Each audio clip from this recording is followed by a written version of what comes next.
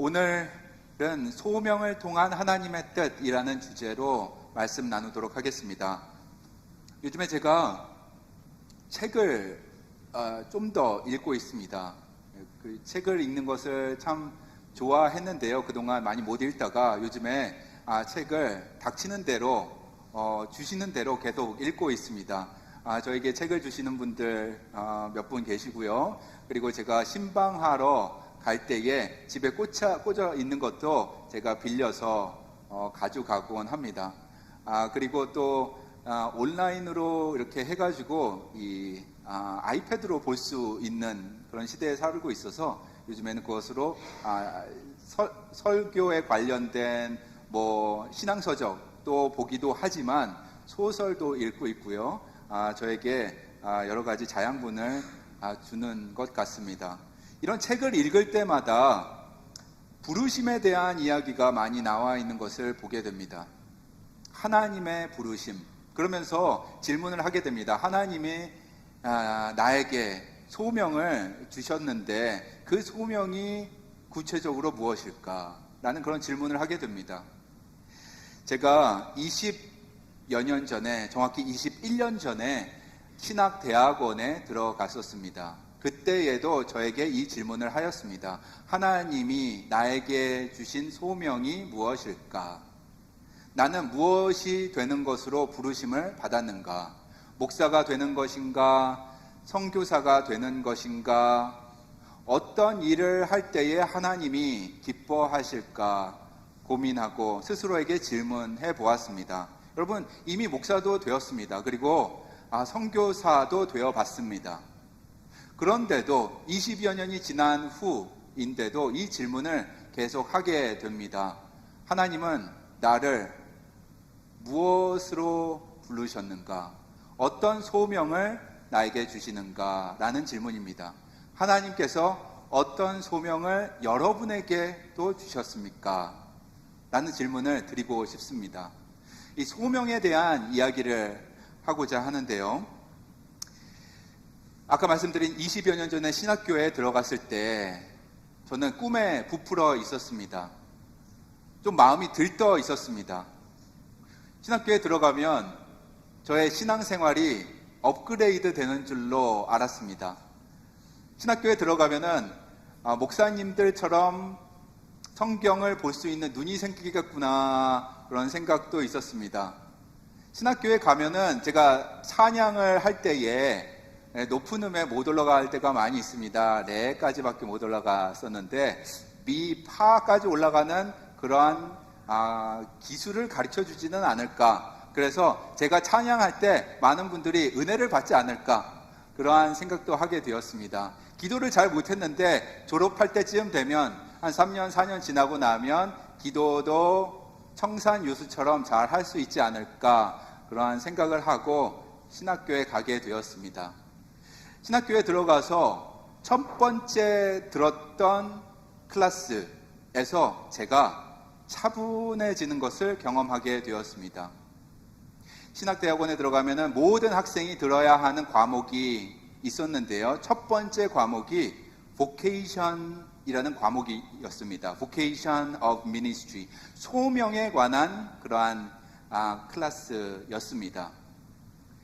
거기에 앞에 계셨던 그 교수님이 앞에서 이렇게 내려오셔서 한 명 한 명 학생들에게 이 질문을 하는 것입니다. 너는 하나님이 무엇을 위하여 부르셨다고 생각하니? 하나님이 너에게 주신 소명은 무엇이니? 이렇게 질문을 하는 것입니다. 그 질문을 할 때에 저의 같이 있었던 클래스메이트들하고 저는 꿀먹은 벙어리가 되어서 무슨 말을 할지 잘 몰랐습니다. 긴가민가한 그러한 생각들이었습니다. 목사로 부르셨나? 아니면은 크리스찬 카운셀러로 부르셨나? 아니면은 학교로 가서 교수 하라고 부르셨나? 선교사 하라고 부르셨나? 그 소명이 무엇인지 분명한 그 방향을 말하기가 어려웠습니다. 교수님이 저에게도 가까이 오셔서 같은 질문을 해 주셨을 때에 저는 작은 목소리로 이렇게 말했던 기억이 납니다. 하나님께서 원하시면 선교사로 만들어 주시지 않을까요? 그렇게 이야기했던 기억이 납니다. 그 수업에서 이 그룹을 지어 주었습니다. 20대, 30대 남성들 모임을 만들어 주셨는데요. 제가 그 모임에 끼게 되었습니다. 그 친구들하고 이야기를 하는데 다들 비슷한 고민들을 가지고 있는 것이었습니다. 대부분이 그 젊은 친구들이 소명감 없이 신학대학원에 왔습니다. 대부분의 경우 그 아버지가 목사인 경우가 많았습니다. 제 아버지도 목사인 줄 알고 당연히 그렇게 이야기를 하는 것을 보게 될 때에 저희 아버지는 목사가 아니라고 말했더니 그 친구들이 깜짝 놀라는 것입니다. 제가 목사의 아들처럼 생겼나 봐요. 제 친구들은 거의 대부분이 아버지가 동부에서 목회를 하는 교회, 거기에서 자랐고 아버지 어머니를 통하여서 에즈베리 신학교가 좋은 신학교다, 거기에서 공부하고 자라서 신학을 했기 때문에 이렇게 건강한 목회를 하고 있는 것이다 라면서 아들을 그 에즈베리 신학교에 보낸 것 같습니다. 그 중에 하나가 제 친구 존이라는 친구였습니다. 이 친구도 소명이 불분명하다고 말해 주었습니다. 아버지처럼 목사가 될지 아니면은 가르치는 것을 좋아해서 나중에 교수가 될지 아니면은 대학교 때 비즈니스를 전공했기 때문에 하다가 힘들면 관두고 신학대학원을 관두고 비즈니스로 나가야 되지 않나 그런 생각도 가지고 있던 친구여서 저는 나름의 그 소명감을 가지고 신학대학원에 왔기 때문에 그 친구가 약간 한심하게 느껴졌습니다. 그래서 그 친구를 위해서 기도해 주었던 기억도 납니다. 사진 한번 볼까요? 2023년에 이 친구를 다시 만났습니다. 제가 신학교 때 있을 때는 그 그룹 안에 있는 친구들은 대부분 20대, 30대 백인 청년들이었어요. 그 친구들을 보면은 항상 TV에서 나온 사람들처럼 정말 브래드 피트처럼 생겼었습니다. 근데 20여 년이 지난 후에 보니까 얼굴은 그대로 있는데 머리는 조금 빠지고 여전히 잘생겼지만 배도 조금 나오고 아이가 넷이 생긴 아버지가 되었습니다. 제가 버지니아 연회에 갔을 때에 선교사로 초청을 받아서 그 연회에 가서 이야기할 수 있는 기회에 이 친구를 다시 만나게 되어서 너무 반가웠습니다. 한 1000여 명 정도가 모인 곳에서 이 친구와 만나게 되었습니다. 저를 보고 다가왔습니다. 너무 반갑게 다시 재회하게 되었습니다. 이 친구는 버지니아의 로아노크라는 도시에서 시골 도시인데요. 거기에서 한 교회를 담임하면서 한 10여 년간 사역했다고 저에게 알려주었습니다. 그러면서 이 로아노크라는 지역에 사는 사람들이 도시에 사는 사람들, 대도시에 사는 사람들과 어떻게 다른지, 그리고 자기가 하는 목회가 얼마나 행복한지 자랑해 주었습니다. 저는 한때 이 친구가 소명감이 없어서 걱정하고 기도해 주었던 그때가 떠올랐습니다. 그리고 2년 전에 다시 만났을 때는 이 친구로부터 기도를 제가 받았습니다. 그래서 20여 년 전에 같이 기도했던 것처럼 둘이 이렇게 어깨를 붙잡고 그리고 그 많은 사람들 중간에서 서로를 위해서 기도해 주었습니다. 여러분, 소명이라는 게 있습니다. 하나님께서 주신 부르심이라는 것이 있습니다. 누구에게나 다 있는 것입니다. 그것이 무엇일까요? 여러분에게 주신 그 소명은 무엇일까요? 무엇이 되는 것일까요? 어떤 포지션에 올라가야 하는 것일까요? 결론부터 말씀드리겠습니다. 무엇이 되느냐보다 어떻게 사는가가 중요하겠습니다. 어떤 직업을 갖느냐보다 어떻게 사느냐, 어떤 사람이 되느냐, 그것이 더 중요합니다. 이 주제 안에서 하나님께서 우리에게 주시는 소명을 발견할 수 있어야 하겠습니다. 오늘 본문 바울, 또 소명을 얻게 되었습니다.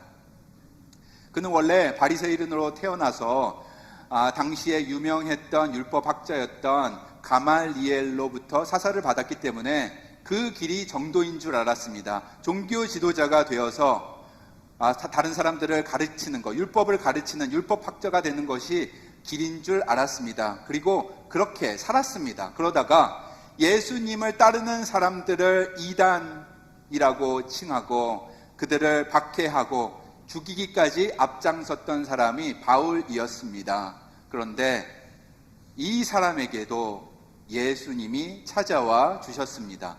인격적으로 만나 주시고 다른 길을 보여주셨습니다. 그 길은 생명의 길이었습니다. 은혜의 길이었습니다. 놀라운 구원의 길이었습니다. 바울이 특정한 직업을 갖도록 하는 길이 아니었습니다. 바울이 앞으로 어떻게 살아가야 할 것인가 알려주는 소명이었습니다. 자, 이 소명 한번 들어볼까요? 바울의 소명 들으면서 우리에게 주시는 하나님의 소명 무엇인가 생각해 보도록 하겠습니다. 빌립보서 3장 말씀입니다. 3장 8절 말씀 같이 읽도록 하겠습니다. 또한 모든 것을 회로 여김은 내 주 그리스도 예수를 아는 지식이 가장 고상하기 때문이다. 바울은 그의 언어를 이렇게 들어보면 가끔 극단적인 언어를 쓰는 것을 볼 수가 있습니다. 이 해로 여긴다. 자기의 과거를 부정하는 듯한 말을 하게 됩니다. 그렇게 열심히 공부했는데, 그렇게 열심히 공부해서 위치까지 올라갔는데, 그리고 최선을 다했는데, 그렇게 땀을 흘렸는데, 그럼에도 불구하고 자기의 과거를 완전 부정하는 말을 많이 하게 됩니다. 해로 여긴다. 그래서 그런지 사도 바울의 언어를 들을 때면은 우리 한국인들하고 연결성이 있는 것 같습니다. 우리도 좀 가끔 우리의 언어에서 극단적인 말을 할 때가 많이 있습니다. 맛있으면 여러분 뭐라고 하세요? 맛있어? 죽겠다. 예쁘면 뭐라고 하세요? 예뻐서 죽겠다. 그렇죠? 바울도 극단적인 말, 해로 여긴다, 나의 과거를 배설물로 여긴다, 이런 단어를 쓰게 됩니다. 왜 그럴까요? 현재 가지고 있는 예수 그리스도를 통한 그 은혜라는 것이 너무나 크기에 그것과 비교해서 과거가 말도 없이 작고 아무것도 아니라는 그러한 의미를 담고 있는 것입니다. 그래서 이렇게 이야기하는 것입니다. 또한 모든 것, 나의 과거를 다 해로 여김은 내 주 예수 그리스도를 아는 지식이 가장 고상하기 때문이다. 가장 위대하기 때문이다. 이것보다 더 놀라운 은혜는 없는 것이기 때문이다 라고 말하는 것입니다.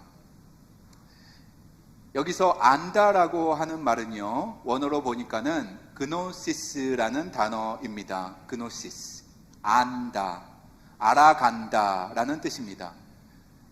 예수를 안다, 그리스도를 안다, 그노시스 크리스토라는 말입니다. 여러분, 이 단어는 그노시스라는 안다라는 말은 단순히 지식을 습득한다는 말을 넘어서는 말입니다. 이거는 관계 언어입니다. 관계 속에서 체험적으로 알아간다라는 그러한 뜻입니다. 스크린 한번 보실까요? 그노시스, 알다, 닮아간다, 동행한다, 그런 뜻이 들어 있습니다. 여러분, 그리스도와 함께 연합한다, 동행한다라는 그 말의 의미는 그리스도와 함께 그의 고난까지도 참여한다라는 뜻이 되는 것입니다. 이것이 나의 소명이다라는 것입니다.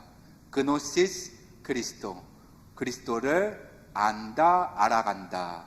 이게 바울의 언어로 바울의 소명이었습니다. 개인적으로 책을 읽고 공부해서 지식을 습득하는 그 알을 넘어서 관계 안에서 인격적인 그리스도와의 만남 가운데 경험하는 알아감을 뜻하는 단어 그노시스입니다.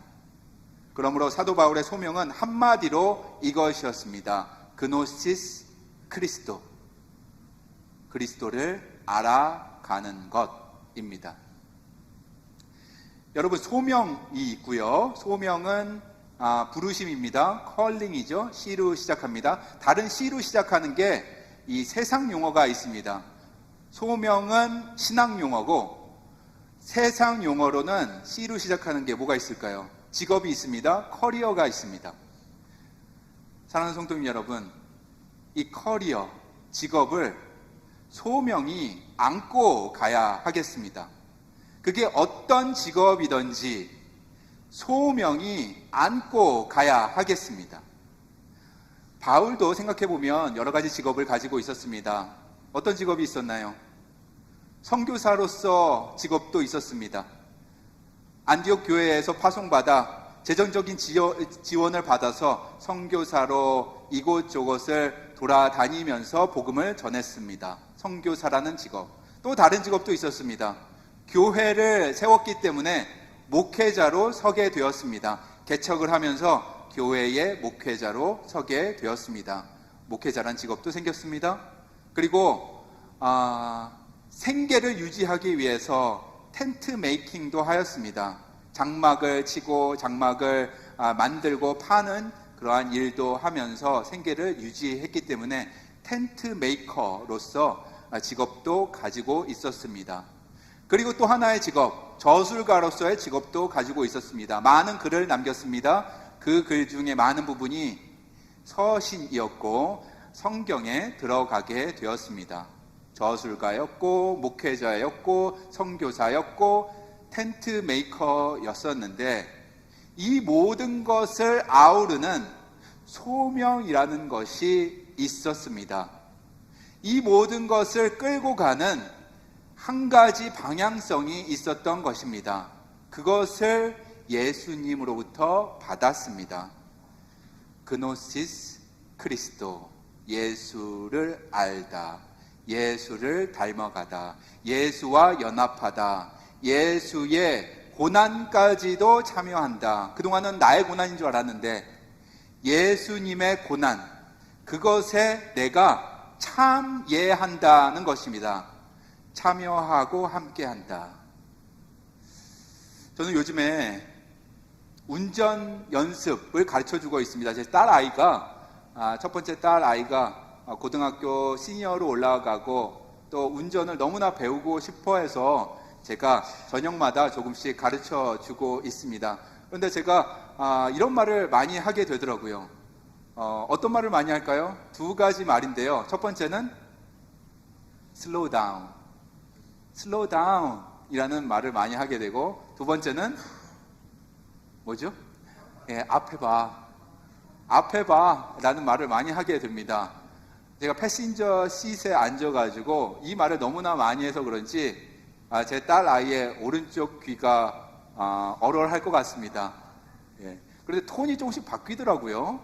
저 의도하고는 다르게 톤이 바뀝니다. 처음에는 인자한 아버지의 목소리가 나옵니다. Slow down, slow down, slow down 하는 것이죠. 그러면서 제 오른발이 막 움직이더라고요. 그리고 또 앞에 봐 라는 단어도 많이 씁니다. 앞에 봐, 앞에 봐. 길게도 안 하는 거죠. 짧게 앞에. 그래서 저의 오른발은 브레이크가 없는데 밟듯이 계속 움직입니다. 마운트 카멜 하이스쿨의 파킹장에 저녁에 오시면 이 두 말을 외치고 있는 중년의 남성을 보실 수가 있으실 것입니다. 오늘 본문을 보니까 이 두 말을 바울 사도가 본인에게 하지 않나 생각하게 되었습니다. Slow down, 나의 급한 마음을 내려놓자. 그리고 인생은 여정이다. 인생은 그리스도와 동행이다. 나의 시간표로 가지 아니하고 그리스도의 시간표로 가야 되겠다. 슬로우 다운, 천천히 가도 되겠습니다. 나의 시간표 담대히 내려놓고 하나님, 주님의 시간표 따라가기를 소망합니다 하시는 여러분 다 되시기를 축원드립니다. 두 번째로는 앞에 보는 것입니다. 좌우 볼 때에 흔들리게 되는 것입니다. 물론 좌우도 당연히 봐야 합니다. 필요시에는 레프턴 해야 되고 라이턴 해야 되고 거울을 봐야 하는 것 있습니다. 하지만 좌우로 흔들려서는 안 되겠습니다. 대부분의 시간 우리의 눈은 앞을 보고 나아가야 하겠습니다. 뒤를 보는 것도 당연히 필요합니다. 필요시에는 하셔야 하겠습니다. 그러나 과거가 우리를 발목 잡을 수는 없는 것입니다. 앞으로 나아가야 하는데, 소명 가지고 앞으로 나아가야 하는데 계속 과거가 발목 잡혀서 우리를 끌어내릴 수는 없는 것입니다. 그래서 이런 말을 바울도 스스로에게 하지 않았을까 싶습니다. 빌립보서 3장 13절 말씀 가서 보도록 하겠습니다. 13절과 14절 같이 큰 목소리로 읽을까요? 오직 한 일, 즉 뒤에 있는 것은 잊어버리고 앞에 있는 것을 잡으려고 표대를 향하여 그리스도 예수 안에서 하나님이 위에서 부르신 부름의 상을 위하여 달려가노라. 하나님이 위에서 부르신 것은 소명이라고 합니다. 컬링이라고 합니다. 신학 용어입니다. 이 소명을 가지고 앞으로 나아갈 때에 뒤에 있는 것은 잊어버리자라는 것입니다. 바울의 좀 극단적인 말이 여기 또 나와 있습니다. 과거를 잊어버리자고 할 정도로 앞에서 준비되고 있는 것이 너무나 광대하고 소중하고 귀하기 때문에 이런 표현을 썼다고 생각합니다. 뒤에 있는 것은 과감히 잊어버리고 앞에 있는 영광을 바라보고 나아가자. 소명 가지고 담대히 그리고 확신 가지고 나아가자라는 것입니다. 여러분, 과거일 뿐입니다. 프로즌 영화에서 엘사가 얘기합니다. 과거는 과거일 뿐이다. 그죠? Past is the past. 하나님이 우리에게 주신 소명을 막을 수 없는 것입니다. 이 과거라는 것이. 바울도 그래서 내려놓았습니다. 과거에 영광 있었습니다. 다 내려놓았습니다. 그가 가지고 있었던 배경도 내려놓았습니다. 그가 가지고 있었던 그 지식도 내려놓았습니다. 바리새인으로 가지고 있었던 열심도 내려놓았습니다. 앞으로 나아가는 데에 발목을 잡는 어떤 것이라도 과감히 내려놓고 주님께 맡기고 앞으로 전진하였습니다. 우리도 그렇게 하여야 하겠습니다. 과거 앞으로 나아가는데 발목 잡고 있다면 내려놓읍시다. 언제까지나 과거의 한 선택 때문에 절망 가운데 살 수 없는 것입니다. 여러분, 사업의 실패 있을 수 있습니다. 그러나 그 실패로 인한 자책 가운데 계속 머물러 있을 수는 없는 것입니다. 앞으로 나아가야 합니다. 우리가 살아가면서 오해 있을 수 있습니다. 특별히 가까운 사람과 갈등을 겪을 수 있습니다. 당연한 일입니다.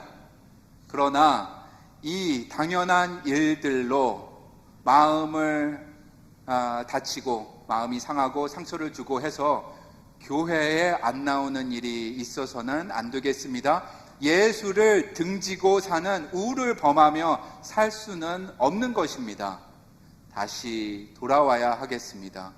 신앙생활 하면서 하나님께서 주시는 위로와 소망을 받고 평안을 경험하며 앞으로 나아가야 하겠습니다. 그러므로 하나님의 뜻은 회복입니다. 하나님의 뜻은 화해입니다. 하나님의 뜻은 용서입니다. 그렇게 앞으로 나아가는 것입니다. 과거는 뒤로 남기고. 바울은 잊어버리자고 했는데 저는 이렇게 저의 언어로 말씀드리겠습니다. 과거를 역사라고 생각하세요. 역사라고 생각하고 디딤돌이라고 생각하세요. 그리고 밟고 넘어가야 하겠습니다. 여러분 개개인이 가지고 있는 문제들 역사라고 생각하시고 밟고 넘어가시기 바랍니다. 우리 믿음의 공동체 안에 있었던 문제들이 있다면 그것도 역사라고 생각하시고 이제 주님께 맡기고 넘어가야 하겠습니다. 여러분, 우리 그렇게 할 수 있을까요? 아멘. 그렇게 해야 합니다, 여러분. 과거는 과거이다. 사도 바울은 과거를 잊어버릴 뿐만 아니라 좌우로도 흔들리지 말고 앞으로 표대를 향하여 나아가자라고 했습니다. 본인이 먼저 그렇게 하였습니다. 좌우로 흔들리지 않는 것. 본인이 가고 싶은 곳이 있었습니다. 본인이 하고 싶은 일이 있었습니다. 저도 과거에 가고 싶은 선교지가 있었습니다. 하루도 아니고 이틀도 아니고 10년 동안 기도했던 장소가 있었습니다. 선교지, 그곳을 가고 싶어서 20여 년 전에 신학교에 가면서 기도했고 10년 동안 기도했지만 하나님께서 허락하지 않으셨습니다. 바울도 이곳을 가고 싶어 했습니다. 그러나 내려놓는 것입니다. 그곳에 가면 본인을 위해서 좋은 것이 아니라 하나님을 위해서 좋을 것 같아서 가고자 했습니다. 선교의 베이스 캠프로 삼아서 거기를 통해서 뻗어 나가기를 원했기에 그곳에서 선교하기를 간절히 원했지만 하나님이 문을 열어주지 않았습니다. 하지만 말년에야 하나님께서 허락하셔서 로마에 가게 되었습니다. 하나님의 소명 따라서 좌우로 흔들리지 아니하고 본인의 어젠다는 내려놓고 따라갑니다. 가라 하시면 가고 멈추라 하면 멈춥니다. 조그만 섬에 가라 하면 갑니다. 구브로 섬에 가게 됩니다. 어려운 일을 그곳에서 겪게 됩니다. 그리스 밑에 있는 저쪽 서쪽에 있는 안디옥 옆에 있죠. 그쪽에 있는 사이프러스 아일랜드죠. 거기에서 또 북쪽으로 올라가라고 하네요. 갈라디아 지방으로 올라갑니다. 그곳에서 생각지도 못했는데 디모데를 만나게 됩니다. 그리고 서쪽으로 이동하라고 합니다. 그곳에서 많은 사람들을 만나게 되고 에베소에서 교회도 개척하게 됩니다. 그렇게 다니다가 이제 로마로 가나 생각하고 있었는데 웬걸 바다를 건너서 마게도니아로 넘어가라고 합니다. 정말 마게도니아는 가고 싶지 않았습니다. 고린도 지역은 정말 가고 싶지 않았습니다. 그런데 소명을 품고 인도하심 따라 넘어가게 되고 역설적이게도 그곳에서 가장 많은 시간을 보내게 되고 그곳에 사는 사람들에게 편지 글을 가장 많이 쓰게 되고 오늘 본문도 그곳에 사는 빌립보에 사는 성도들에게 쓴 글을 가지고 여러분과 나누고 있는 것입니다. 여러분, 하나님의 뜻이 있습니다. 하나님이 여러분에게 주신 소명이란 것이 분명히 있습니다. 사도 바울이 좌우로 흔들리지 않았던 이유, 사도 바울이 과거에 얽매이지 아니하고 앞으로 담대히 나아갈 수 있었던 이유, 그것은 소명이 있었기 때문입니다. 하나님께서 주신 그 부르심 있었기 때문입니다. 분명하게 선포하고 있습니다. 그것은 바로 그의 언어로는 그노시스 그리스도, 예수 그리스도를 아는 것, 그분의 고난까지도 동참하는 것입니다. 사랑하는 성도님 여러분, 우리에게도 같은 말씀을 주십니다. 우리의 인생이 성공하는 길은 하늘의 소명을 가지고 사는 길입니다. 여러분이 하는 일, 어떤 일들이든지, 그것이 직업이든지 어떤 공동체에서 봉사하시든지 가정에 아이들을 키우시는 일이든지 그 위에 소명이 반드시 있어야 하겠습니다. 그것을 반드시 깨달아 알고 나아가야 하겠습니다. 소명대로 살아야 의미 있는 인생이 되는 것입니다. 소명대로 살아야 하나님 앞에 그 책 안에, 생명의 책 안에 계수되는 인생이 되는 것입니다. 예를 들어서 여러분 중에 세탁소를 운영하시는 분이 계시다면 그것은 여러분의 직업이 되겠습니다. 하지만 세탁소에서 일하시면서 손님의 그 옷을 받고 아무도 보지 않았을 때에 그것을 깨끗하게 관리하고 그리고 성경에 나오는 깨끗한 세마포와 같이 준비하고 축복하면서 돌려드린다면 그것은 직업을 넘어서 소명이 되는 것입니다. 여러분 중에 사업을 하시는 분도 계십니다. 골프 관련된 사업을 하시는 분도 계십니다. 그리고 뇌과학을 하시는 분도 계십니다. 그것은 여러분의 직업입니다. 사업이든지 연구를 하시든지 다 직업이 되겠습니다. 그러나 사람들에 대한 관심과 그들의 건강과 재충전에 대한 기본적인 마음가짐이 있으시다면 여러분의 직업은 소명이 되는 것입니다. 제 아내가 하와이에서 고등학교 선생으로 교단에 선 적이 있습니다. 공립학교에서 녹을 먹고 페이를 받았기 때문에 직업이었습니다. 그러나 인생의 어려운 시기를 지나고 있는 청소년들을 그냥 지나가지 아니하고 상담해주고 관심 가져주고 지원해 주었다면 그것은 소명이 되는 것입니다. 여러분 중에 충분히 커리어를 쌓을 수 있는 분도 있으셨습니다. 경제활동 충분히 할 수 있는 분 계십니다. 그럼에도 불구하고 어머니의 자리를 선택하신 분도 계십니다. 전업주부 그 역할 자체만으로도 너무나 소중하고 귀하지만 자녀 한 분 한 분을 기도 가운데 깊은 사랑을 가지고 축복하고 응원하고 양육한다면 그것은 소명이 되는 것입니다. 하나님이 기뻐하시는 일이 되는 것입니다. 제가 아는 의사 선생님이 있는데요. 캄보디아에서 만난 의사 선생님입니다. 저하고 같은 나이이고요. 이름이 이치훈입니다. 사진 있으면 좀 보여주실까요?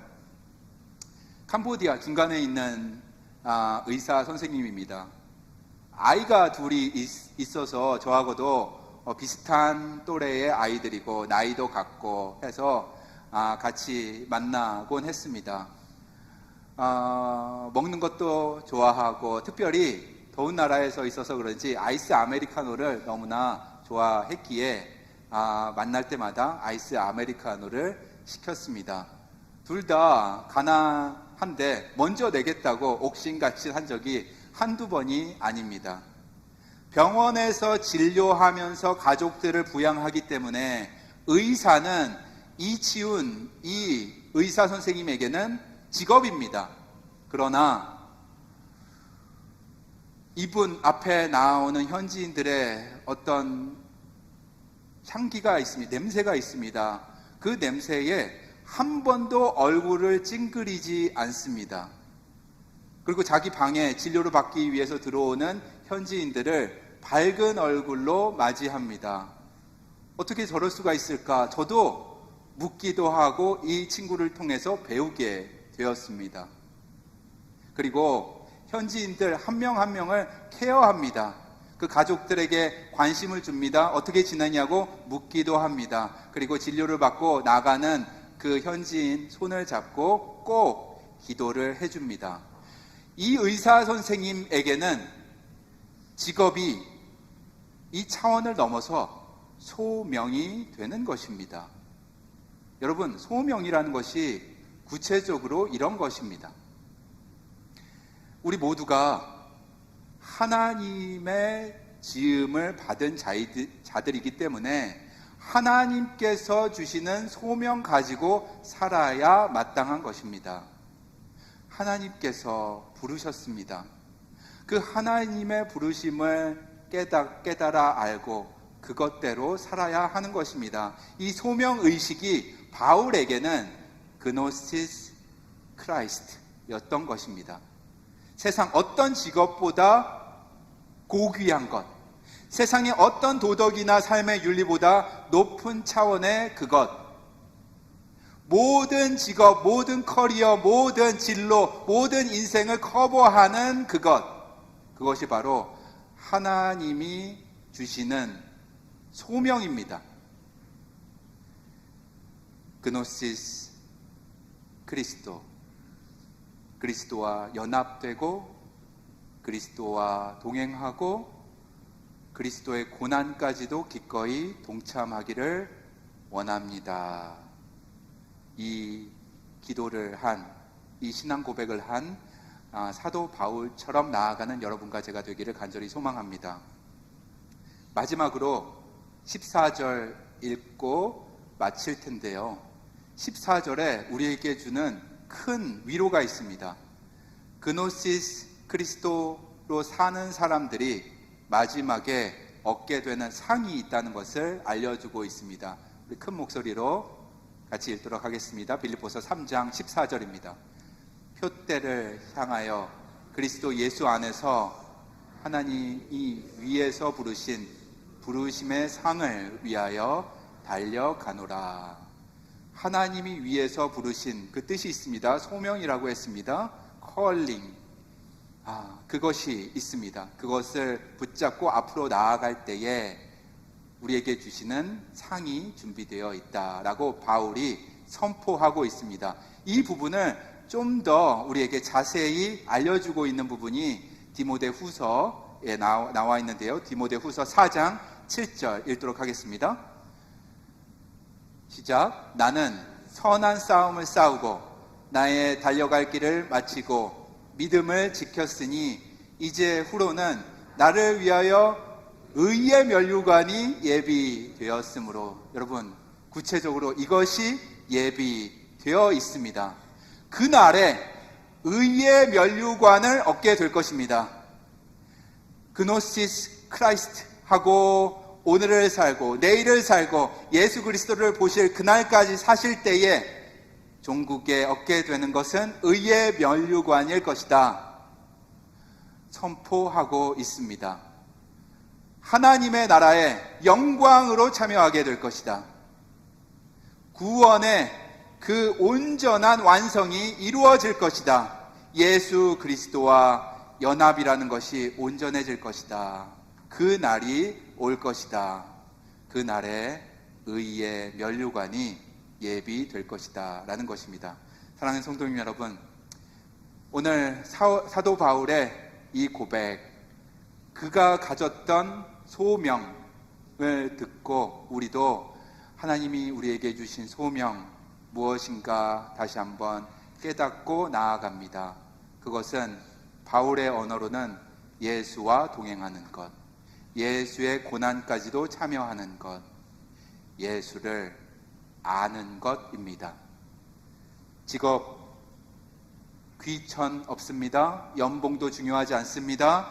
세상의 높고 낮음도 중요하지 않습니다. 중요한 것은 단 한 가지, 예수 그리스도를 아는 것이다. 그것이 우리의 진정한 소명이 되기를 간절히 소망합니다. 이번 주 주님과 동행하시면서 그분을 더 깊이 그노시스하고 종국에는 그분과 함께 영광으로 참여하시는 의의 면류관을 받는 저와 여러분들 다 되시기를 예수 그리스도의 이름으로 축원드립니다.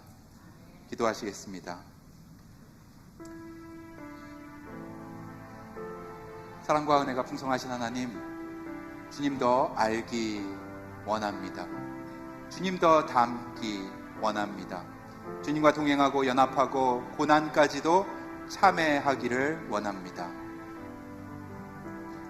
우리 자신을 돌아볼 때에 참 여러 가지가 있습니다. 직업도 다양하고 다른 점들 우리 공동체 안에도 많이 있습니다. 배경도 다르고 재능도 다르고 직업도 다 다르지만 주님, 한 마음으로 이 시간 주님 앞에 나아갑니다. 주님 더 알기 원합니다.